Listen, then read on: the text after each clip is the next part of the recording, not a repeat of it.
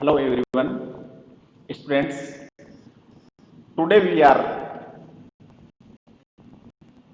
discussing about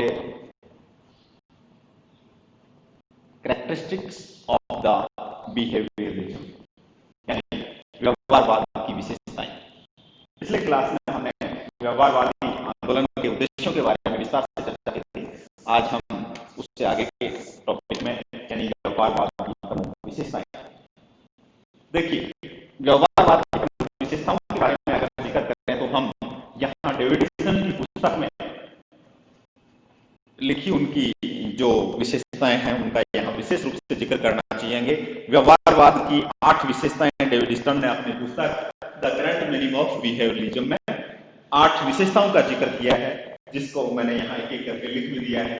जो 8 विशेषताएं Davidson ने अपनी पुस्तक में व्यवहारवाद की बताई है उनमें नंबर 1 है नियमितता, नंबर 2 है सत्यापन, नंबर 3 है नई तकनीकी, नंबर 4 है प्रमाणीकरण, नंबर 5 है मूल्य निरपेक्षता व तथ्य मूल्य द्विविभाजन, या इसी को तथ्य मूल्य द्विविभाजन कहते हैं, क्रमबद्धीकरण, शुद्ध विज्ञान, और लास्ट का है जो एकीकरण, जो आपको यहाँ दिखाई नहीं दे रहा है 8 नंबर, इसको हम यहाँ देख लेते हैं अभी। एकीकरण, तो ये 8 प्रकार की विशेषताएं ये कहाँ लिखी हुई है? डेविडसन की पुस्तक the current meaning of behaviourism. और इन 8 विशेषताओं को डेविडसन ने कहा है व्यवहारवाद की बौद्धिक आधारशिलाएं। इसको क्या नाम दिया? व्यवहारवाद की बौद्धिक आधारशिला।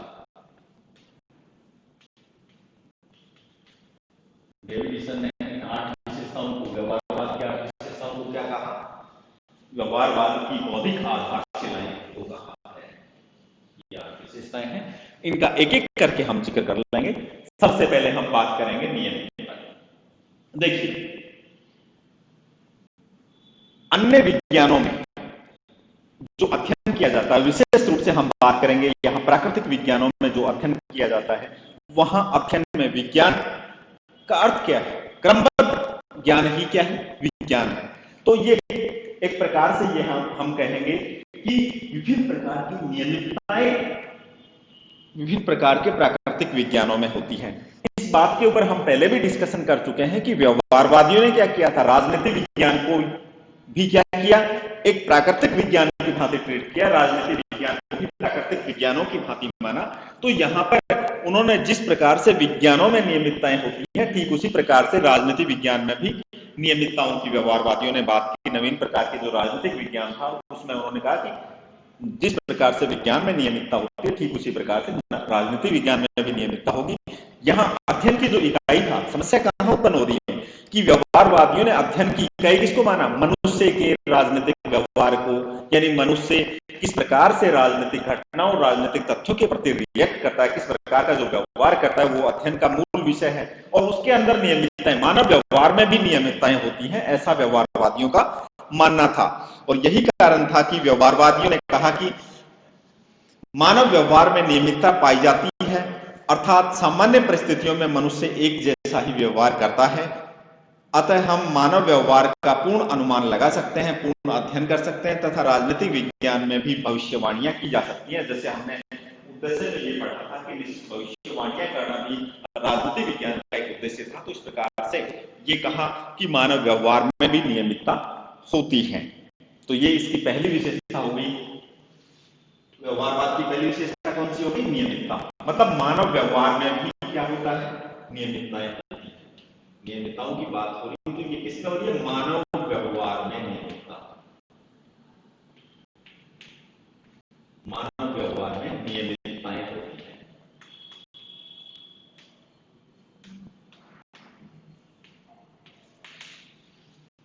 उसके बाद में है सत्यापन।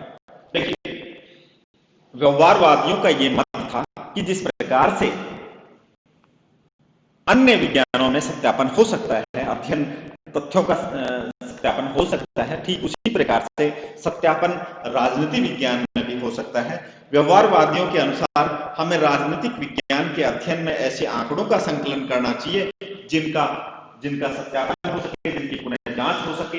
यानी ये कहते हैं कि राजनीति विज्ञान के अध्ययन में भी हमें ऐसे आंकड़ों और तथ्यों का संकलन करना होगा जिनका विशुद्ध रूप से क्या किया जा सके, उनका सत्यापन किया जा सके, उनका वेरिफिकेशन किया जा सके, या ये कहें कि उनको जांचा जा सके, पुनर्जांच की जा सके। ऐसे तथ्यों का समावेश राजनीति विज्ञान में होना चाहिए।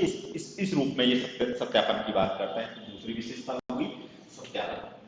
तीसरी जो अगली विशेषता है वो है नवीन तकनीकी की बात।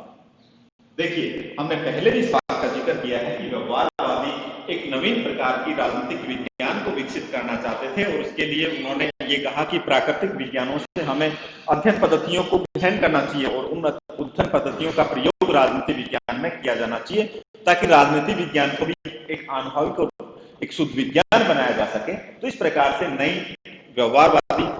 व्यवहारवादियों ने नई तकनीकों के प्रयोग पर, मानव व्यवहार के अध्ययन में भी नवीन तकनीकों के प्रयोग पर बल दिया। हमने मापन की बात की, सत्यापन की बात की, सर्वेक्षण की बात की। तो इस प्रकार से एक नवीन प्रकार की तकनीकों का प्रयोग राजनीति विज्ञान के अध्ययन में करने का समर्थन किया व्यवहारवादियों ने। इसलिए ये कहा जाता है कि नई पद्धतियों के प्रयोग के समर्थक रहे। नेक्स्ट, अगला जो बिंदु है, अगली जो विशेषता है वो है प्रमाणीकरण। देखिए, व्यवहारवादियों का ये मानना था कि अध्ययन ऐसा होना चाहिए जिसका प्रमाणीकरण हो सके, और क्योंकि यहाँ पर मनुष्य के व्यवहार के अध्ययन की बात हो रही थी, तो मनुष्य के व्यवहार के अध्ययन का भी, व्यवहार का जो अध्ययन होगा वो उसका भी क्या होगा, प्रमाणीकरण किया जा सके। इसका तात्पर्य है कि संग्रहित किए गए तथ्य, जो तथ्य अध्ययन में संग्रहित किए गए हैं, उन तथ्यों, उन आंकड़ों का एवं उनका विवरण आदि का शुद्धिकरण की प्रक्रिया को अपनाया जा सकता है, ताकि राजनीति विज्ञान को एक शुद्ध विज्ञान के रूप में विकसित किया जा सके। तो इस रूप में वो तथ्यों के प्रमाणीकरण की बात करते हैं। अगला जो विशेषता है वो है इसकी मूल्य निरपेक्षता, या ये कहें कि तथ्य मूल्य द्विविभाजन। जैसा कि हमने पहले भी पढ़ा कि आधुनिक राजनीति विज्ञान में तथ्य मूल्य द्विविभाजन की बात की गई, मतलब तथ्यों को मूल्यों से पृथक किया गया। ये कार्य किसने किया? ये व्यवहारवादियों ने किया, ये अमेरिकी राजनीतिक शास्त्रियों ने किया। इन्होंने तथ्य मूल्य द्विविभाजन करते हुए राजनीति विज्ञान के अध्ययन में मूल्यों का परित्याग कर दिया और सारा का सारा बल तथ्यों के अध्ययन पर दिया, या तथ्यों के संग्रहण, उनके मापन, उनके सर्वेक्षण पर दिया। तो इस प्रकार से तथ्य मूल्य द्विविभाजन का काम व्यवहारवादियों द्वारा किया गया, जो इसकी एक बड़ी विशेषता है कि परंपरागत राजनीतिक विज्ञान में जहां मूल्यों और तथ्यों में कोई भेद ही नहीं किया गया था, और एक प्रकार से ये कहें कि मूल्यात्मक अध्ययन की बात वहां की गई थी, लेकिन व्यवहारवादियों ने क्या किया, इन्होंने तथ्य और मूल्यों को पृथक पृथक कर दिया, मूल्यों का परित्याग किया और मूल्यों के स्थान पर सारा का सारा बल किस पर दिया, तथ्यों पर दिया। इस प्रकार से तथ्य मूल्य द्विविभाजन का समर्थन इनके द्वारा किया गया, जो इसकी बड़ी विशेषता गिनाई जा सकती है। उसके बाद में क्रमबद्धीकरण। देखिए, व्यवहारवादियों का मत था कि जिस प्रकार से अन्य समाज विज्ञानों में, अन्य प्राकृतिक विज्ञानों में एक प्रकार की जो क्रमबद्धता होती है, ठीक उसी प्रकार की क्रमबद्धता मानव के व्यवहार में भी देखी जा सकती है। मनुष्य अपने व्यवहार को भी क्रमबद्ध तरीके से संपर्क करता है। विभिन्न घटनाओं के प्रति मानव कैसा रिएक्ट करता है, विभिन्न राजनीतिक घटनाओं के प्रति उसका रिएक्शन कैसा है, इसका भी क्रमबद्ध संभव है। इसलिए राजनीतिक विज्ञान भी एक क्रमबद्ध विज्ञान के रूप में विकसित हुआ। ऐसा ये महत्वपूर्ण विशेषता इन राजनीतिक विचारकों ने क्रमबद्धता व्यवहारवाद में बताई। नेक्स्ट, शुद्ध विज्ञान। जैसा कि हम पहले जिक्र भी कर चुके हैं कि व्यवहारवादी थे, वो राजनीतिक विज्ञान को एक विशुद्ध विज्ञान बनाने के समर्थक रहे। उनका मानना था कि राजनीतिक विज्ञान अन्य प्राकृतिक विज्ञानों की भांति एक शुद्ध विज्ञान है, और उसे शुद्ध विज्ञान बनाया जाएगा। और वो कैसे बनाया जाएगा, उसको बनाने के लिए हमें तथ्यों के अध्ययन पर बल देना होगा। और जैसा कि हम पहले बता चुके हैं कि तथ्य मूल्य द्विविभाजन में उन्होंने तथ्यों के अध्ययन पर विशेष बल दिया। तो इस रूप में उन्होंने एक शुद्ध विज्ञान, राजनीतिक विज्ञान को बनाने की बात की। और उस सबके लास्ट में आता है एकीकरण।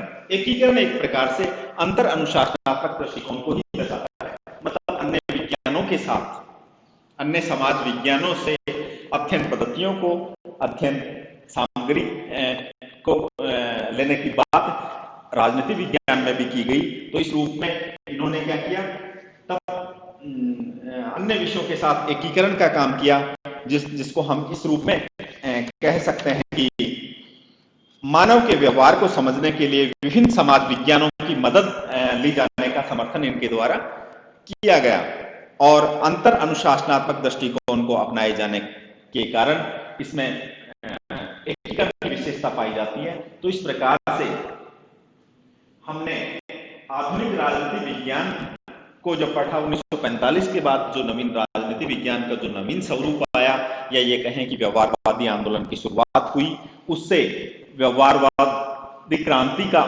उद्भव हुआ और उस व्यवहारवाद की जो मूल विशेषताएं थी, जो हमने एक एक करके उन सबका अध्ययन कर लिया है। डेविड डिस्टन ने इन्हीं विशेषताओं को क्या कहा, व्यवहारवाद की बौद्धिक आधारशिला कहा, और ये विशेषताएं डेविड डिस्टन की पुस्तक the current meaning of behaviourism में रखी हुई है। तो ये सारी बातें हमने आपके सामने डिस्कशन किया। आज के क्लास में हमने व्यवहारवाद की विशेषताओं को पढ़ा। नेक्स्ट क्लास में हम एक नए टॉपिक पर आपके साथ